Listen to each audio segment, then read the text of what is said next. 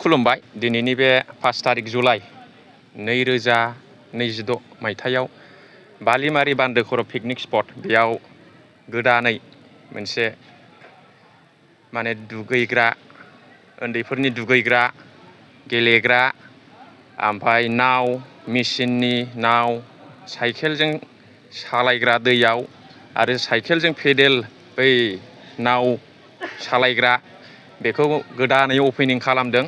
माने एखेबारे गोदान माने बेयाव माने जोंनि एरियायाव क'क्राझार डिस्ट्रिक्टआव बिदि नाव सालायलायजानाय बिदि नाव गाखोलायजानाय बिदि पिकनिक स्पट गैथ'वा।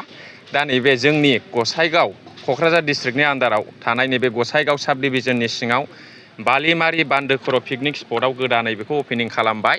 दा बेनिखायनो रायजो राजा नोंथांमोनखौ बयखौबो खावलायहरबाय बेयाव नोंथांमोना फैनानै पिकनिक जाफैनो हागोन, रंजाफैनो हागोन, सेंग्रा सिख्ला फेमिलि गासै लोगो दोगोफोरखौ लानानै बेयाव नाव सालायनो हागोन, नाव गाखोनो हागोन आरो उन्दैफोरनि गेलेग्रा फेमिलि फैयोब्ला उन्दैफोरनि बे दैयाव दुगैनाय बेलुनजों माबा गाखोनाय बायदि रोखोमनि बेयाव इन्जयमेन्टखौ लाफैनो हागोन आरोखि। दा आं बेखिनिखौ फोरमायहरबाय नोंथांमोननिसिम बयखौबो खुलुमबाय।